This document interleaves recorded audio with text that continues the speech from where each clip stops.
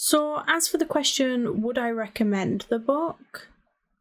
Sure, I mean, if you have an hour to spare and you want to read something short and easy, then definitely. I think, given the length of the book, it was still quite impressive that it was able to surprise me. Hi everyone, my name is Terry Westwell and today is Tuesday, which means it's time to discuss our Panic at the Book Club book of the week, which is The Gift by Freida Mcfadden.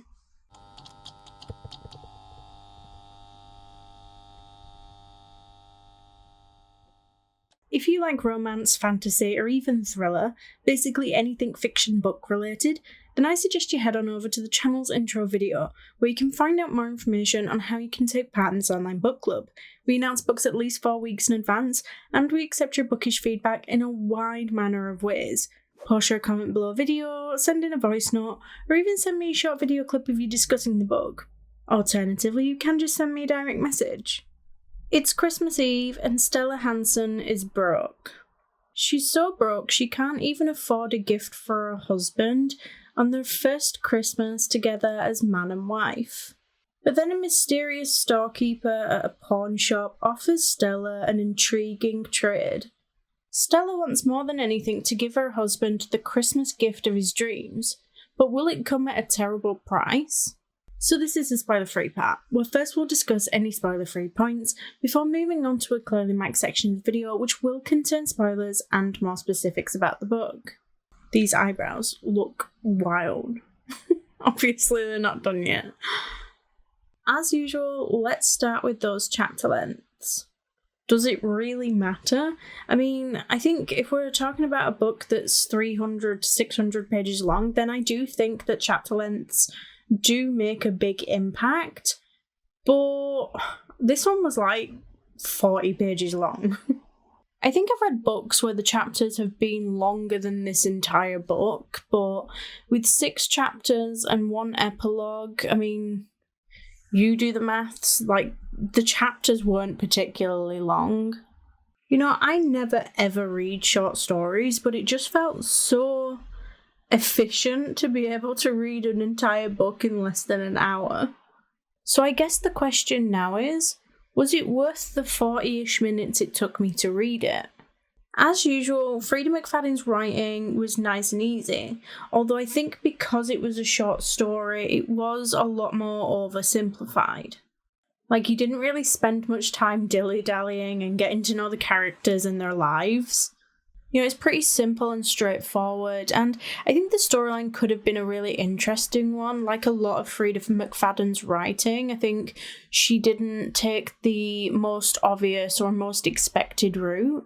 You know, I thought that the book was going one way when in fact it was going another. So given that there was a 40-page limitation, I think it's still quite impressive that she was able to surprise me with a decent twist. I think the book could have been made into a longer one. I mean, so much more could have happened, and obviously there could have been so much more context.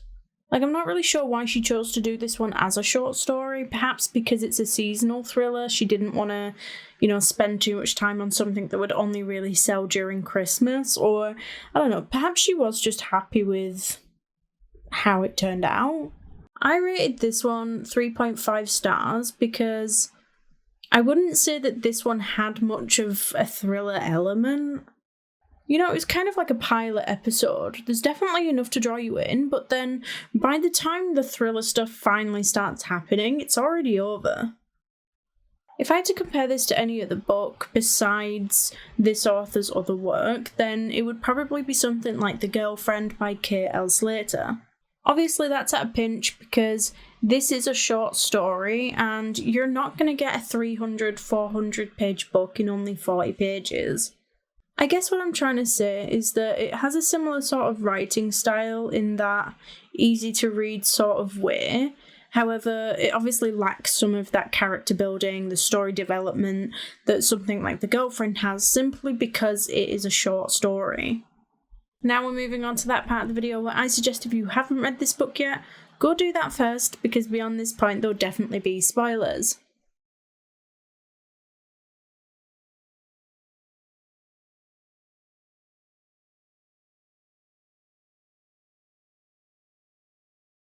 all these characters kind of sucked as people.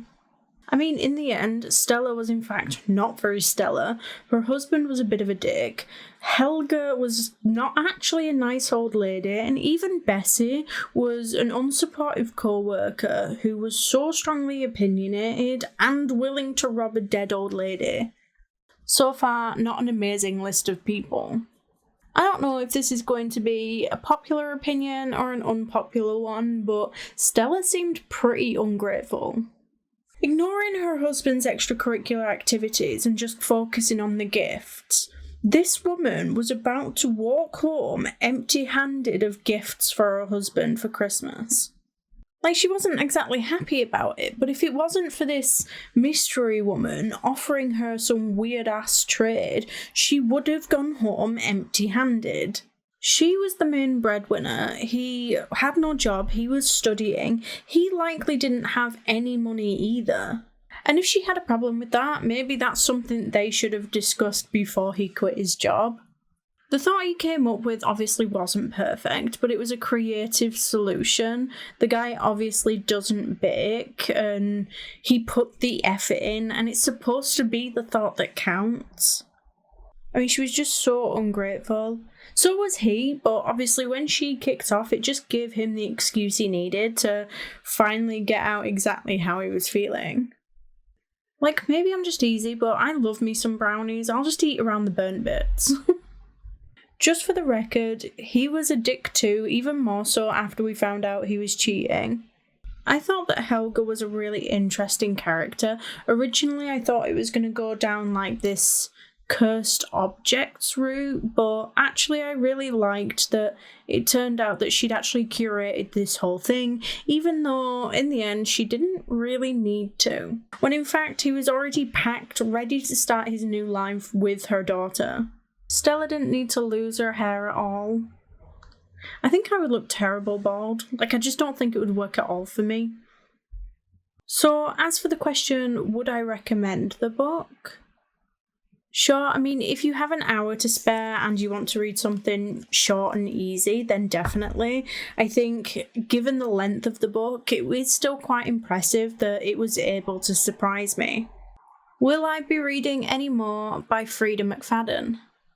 Oh, absolutely. I think, again, given the fact that it's a short story, I don't think it's the best representation of just how amazing Freida Mcfadden's writing can be. Not because it was bad, because I did really enjoy it, but obviously with something like The Housemaid, there's just so much more to it. But let me know what you thought. Did you enjoy the book? Anne said that it was a really good read, but he didn't really get the point of it. The end didn't really feel like an ending. He felt like there should have just been more to it. Anne has read a lot of Freida Mcfadden books and says that this one just seemed very different from her others.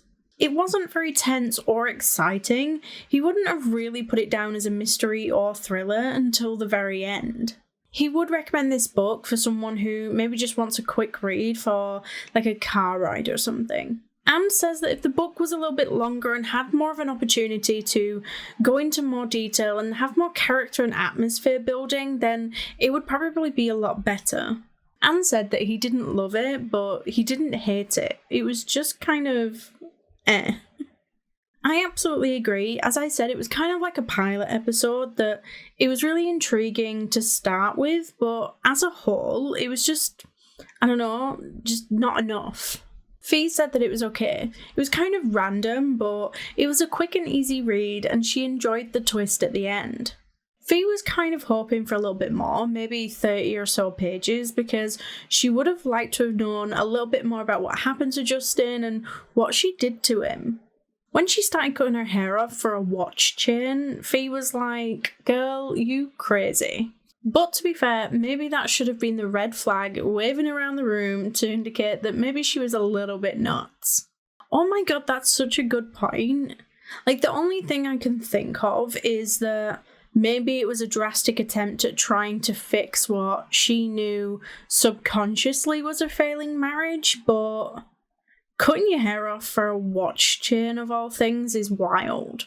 Like, I know my husband would never want me to do something like that, or to get him a gift, and not even because he's particularly attached to my hair, but I think more for my own sake.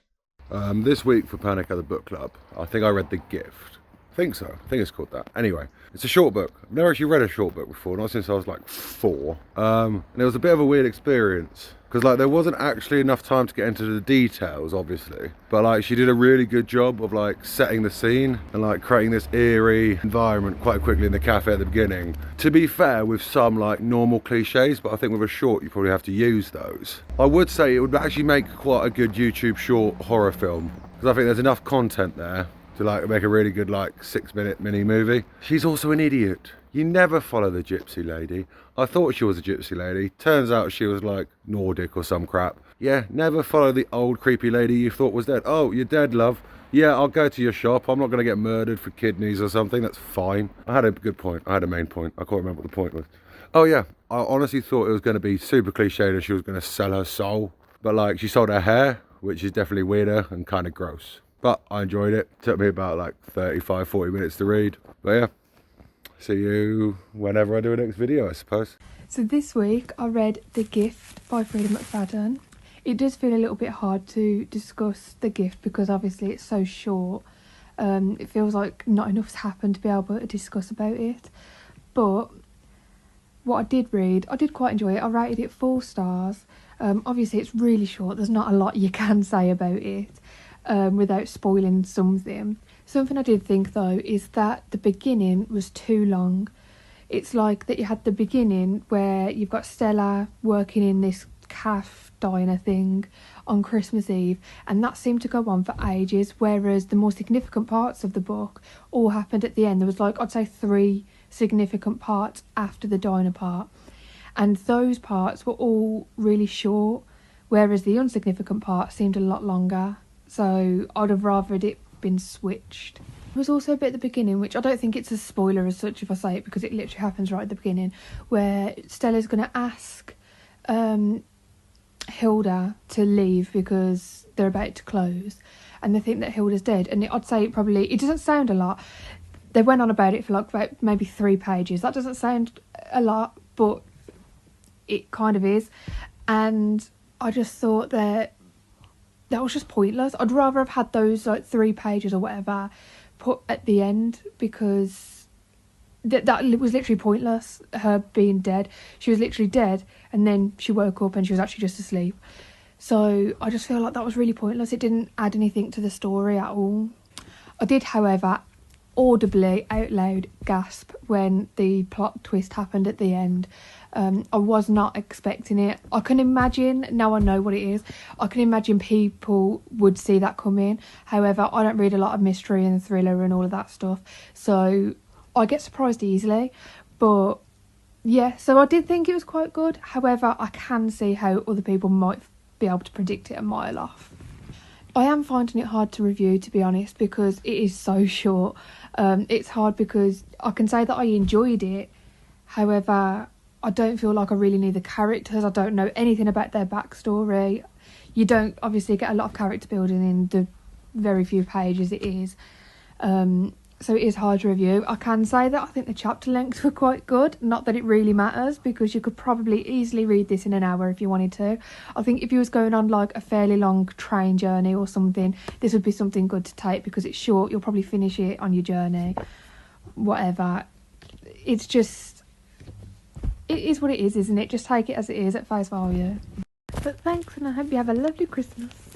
Now we'll be taking an official break until after the holidays, then we'll be returning with Lightlark by Aster. So don't forget to get your thoughts and comments in by Sunday the 5th of January at the latest to be a part of the discussion. You can now do this on YouTube, TikTok, Instagram or Discord.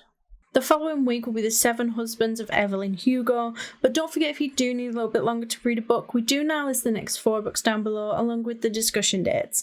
That way you can choose the genre that best suits you and the best time frame to read it in. Thank you all for joining, and if you like this video, please don't forget to like and subscribe. It's always appreciated, and I will see you next week. Bye!